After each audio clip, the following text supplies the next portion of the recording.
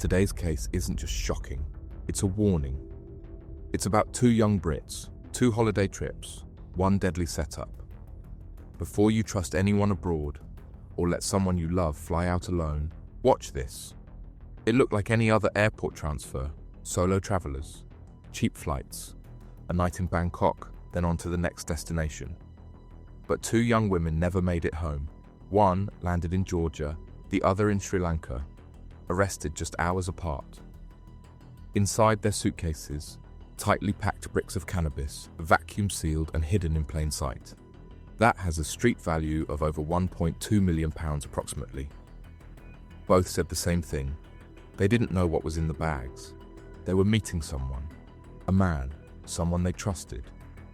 Now they're in 2 of the harshest prisons in the world, facing decades or life. The question isn't just what they did, it's who sent them. This is the story of Charlotte May Lee and Bella May Culley, and how they got trapped. Charlotte May Lee was no stranger to travel. At 21, she'd already spent time working as cabin crew for TUI, flying across Europe and beyond. Friends described her as ambitious, someone who loved the idea of independence, new cities, and chasing sun between shifts. After leaving the airline, she retrained as a lash technician, taking clients in Surrey while planning her next steps. In April 2025, she travelled to Thailand for her 21st birthday. The trip was a gift from her older sister, who flew in from Australia to celebrate with her. After returning to the UK, Charlotte reportedly spoke of wanting to go back, not just for a holiday, but to work. Friends say she'd mentioned plans to meet someone, a British man living abroad. According to people close to her, she was vague on details, but said he couldn't come home, and that they would meet again in Thailand. She returned to Bangkok within weeks. On Monday the 12th of May, Charlotte flew from Suvarnabhumi Airport in Bangkok to Colombo, Sri Lanka. She landed that same day. According to Sri Lanka customs officials, her suitcases were stopped for inspection upon arrival at Bandaranaike International Airport. Inside, officers say they found 46 kilograms of a drug identified as Kush, a potent form of synthetic cannabis. The packages were vacuum sealed and professionally packed. Officials stated the haul had a street value exceeding £1.2 million, the largest seizure of Kush ever recorded at the airport. Charlotte was detained immediately. She told authorities she had no knowledge of the drugs. In later interviews, she claimed the bags had been packed the night before and left unattended in a hotel room while she went out. She insists someone else must have tampered with them. Since her arrest, she has been remanded in custody while investigations continue. Prosecutors have not confirmed when a full trial will begin, but Sri Lankan law allows up to a year of pre-trial detention in serious narcotics cases. On the other hand, we have Bella May Culley, 18 years old, who left the UK in April 2025, a recent college student from Billingham, County Durham, and had spoken to her family about travelling across Southeast Asia. Her early social media posts showed clear water beaches, local food and boat rides through the Philippines. It was, on the surface, a typical gap year trip: sun, photos and escape. Her last confirmed location in the Philippines was El Nido. From there, she travelled to Thailand, arriving around 3rd May. By 10th May, her contact with family suddenly stopped. Texts went unanswered. Her phone appeared to be off. Bella's mother, Leanne Kennedy, publicly raised the alarm, saying her daughter had missed a scheduled call and had simply disappeared. 3 days later, Bella reappeared, not in Thailand, but nearly 4,000 miles away, in Georgia. She had flown from Bangkok via Sharjah, arriving in Tbilisi on the 11th of May. According to Georgian authorities, customs officials at Tbilisi International Airport searched her luggage and found 14 kilograms of narcotics, 12 kilograms of marijuana, and 2 kilograms of hashish. The packages were reportedly hermetically sealed and stacked in her suitcase. Authorities estimate the haul's street value at around £200,000. They allege she was attempting to smuggle the drugs into the country. She was arrested at the airport and transferred to the custody of Georgia's Central Criminal Police Department. In court, Bella exercised her right to remain silent. At that time, she was represented by Iya Todua, a state-appointed lawyer who described her as confused, overwhelmed, and visibly shaken. Todua also relayed Bella's claim that she is pregnant, a fact her legal team later confirmed. Soon after, Bella's family arranged private counsel. Malkaz Salakaya, a Georgian lawyer specializing in juvenile law, took over the case and stated that Bella was not far from childhood, noting she initially didn't know where she was geographically. A third lawyer, Mariam Kublashvili, one of Georgia's most high-profile defense lawyers, has also become involved, offering support. Bella's father, who lives in Vietnam, and her aunt have flown to Georgia to be near her. So far, they have not been permitted to visit. As of now, she remains on remand, formally charged but not yet tried. The investigation is ongoing.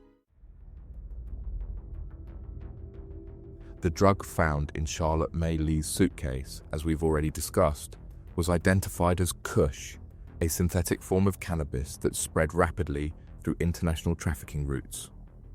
Though the name may sound familiar to users of standard cannabis strains, the reality is far more dangerous.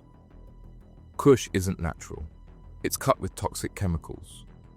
Some samples were laced with chemicals used in embalming, floor cleaning, or animal tranquilization. These are not recreational additives. They are dangerous fillers, designed to bulk up weight and enhance potency at the cost of health. In Bella May Culley's case, as outlined earlier, Georgian authorities discovered 12 kilograms of marijuana and 2 kilograms of hashish, also packed in sealed transport-grade wrapping. While not identified as Kush, the concealment and volume bore clear similarities. Both seizures, one in Sri Lanka, one in Georgia, involved drugs packed in export-ready condition, consistent with international trafficking. Authorities in both countries have publicly stated that the packaging methods indicate professional handling: vacuum seals, layered concealment, tight compression. These weren't street-level jobs.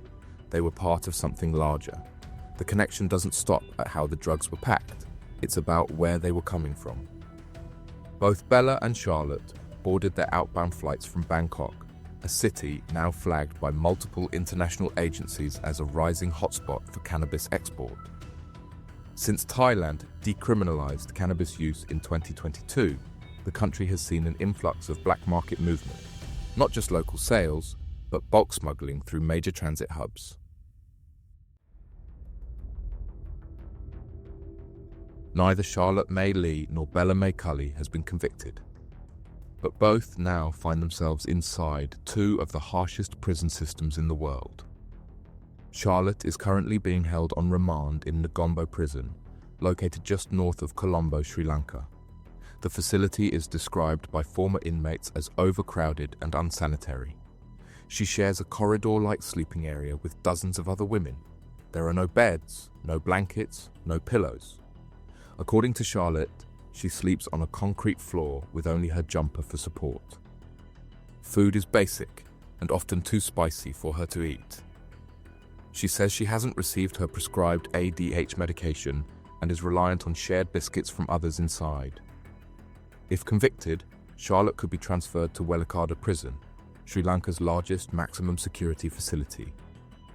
The prison has long been criticized by human rights groups. It holds over twice the number of inmates it was designed for. Previous reports describe rats running through open drains, maggots found in food, and inmates sleeping shoulder to shoulder on packed cell floors. The facility was the site of a deadly riot in 2012 and continues to face accusations of abuse, overcrowding, and lack of basic medical care. Bella, meanwhile, is being held in Women's Penitentiary No. 5 near Rustavi, Georgia. This Soviet-era facility is Georgia's only women's prison, and it has a reputation of its own. The 2006 Human Rights Watch report described degrading conditions, overcrowding, poor nutrition, and almost no access to exercise, hygiene, or education. Detainees have reported being locked in cells for weeks without sunlight. Others have described physical mistreatment by guards. Her lawyers have raised concerns. Bella has claimed she is pregnant, yet no formal medical examinations have been carried out. Her requests for proper healthcare, including basic checks, have reportedly gone unanswered. Communication with her family has been limited and visits delayed by prison bureaucracy.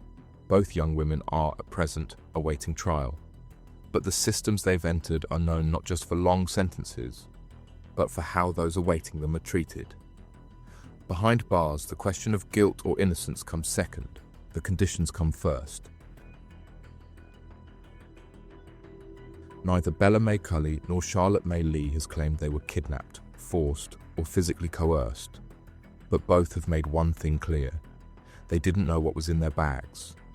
And both said they were meeting someone. In each case, the pattern is familiar. A young traveler, alone, a destination like Thailand, warm, affordable, popular with backpackers. Then a connection, a British man, a friend, someone they'd recently met, someone they were told to trust. Charlotte had mentioned a British man she was seeing. She's now said that she knows who planted the drugs in her luggage, though no arrest has been made. Authorities have not released further information. Bella had told her family she was meeting someone called Russ, or Ross, a man working overseas for his father's business. She traveled to the Philippines, then to Thailand, before suddenly appearing in Georgia. While there's no confirmed connection between the two women, investigators in both countries are exploring whether they were part of a wider trafficking system, one that operates by targeting vulnerable or naive individuals, not hardened criminals. In Bella's case, TikTok videos posted before her arrest showed her holding large amounts of cash and joking about Bonnie and Clyde lifestyles. Charlotte's social media suggested luxury, travel, independence. But behind that image, police believe, may have been professional traffickers, using romance, friendship, or money to turn British travellers into unknowing couriers. Not by force, but by design. Stay with us, because in a moment, we'll break down what the law says in both countries and how long these sentences could stretch if either woman is found guilty. But first, we need to step back and look at the bigger picture. Two young Brits, two faraway arrests, but one growing trend. Both left from Bangkok, both were travelling alone, both ended up facing drug charges in countries known for long sentences. It's not a coincidence, it's a pattern. The UK's National Crime Agency has warned about rising numbers of young travellers being used as drug couriers. The traffickers behind this don't target criminals, on social media, on dating apps, in hostels. It starts as friendship or a favour. Sometimes they know, sometimes they don't. But by then, the bag's already checked in. This isn't about two individuals, it's a wider warning. Because once you're caught, you're not coming home anytime soon. Neither case has reached trial. Both are still moving through complex legal systems in two very different parts of the world. Charlotte Mae Lee remains on remand in Sri Lanka. She has been formally charged with drug trafficking. Her case is being handled under Sri Lanka's Poison, Opium and Dangerous Drugs Ordinance, which allows for a maximum sentence of 25 years for trafficking offences involving cannabis-type substances. According to local legal procedure, Charlotte could face up to a year in pre-trial detention as well. During this time, prosecutors are expected to gather further evidence, finalise formal charges, and determine whether the case will proceed to full trial. If convicted, she would likely be transferred to Welakada Prison, the country's central maximum security facility. Until then, she remains in Negombo Prison, attending court as required every 14 days. Her legal defence, while not publicly named, has conveyed that she denies knowledge of the drugs and maintains they were planted. UK Foreign Office officials have visited her in custody, but, under Sri Lankan law, can only attend hearings and offer limited consular support. Bella Mae Culley has also been formally charged with importing narcotics, a charge that carries a minimum of 15 years and potentially life imprisonment under Georgian law. Prosecutors in Georgia have requested 55 days to complete their investigation before trial proceedings can begin. Until then, both women remain in custody, thousands of miles from home, under vastly different legal codes. Their cases are now in the hands of foreign courts. The outcomes still uncertain. If you've watched this far, we want to hear from you. What do you think about these cases? About how young travelers are being caught up, willingly or not, in something much larger than themselves? Let us know your thoughts in the comments. And if you want more real, true crime stories from around the world, hit subscribe, turn on notifications, and stay with us. There's always another case to uncover.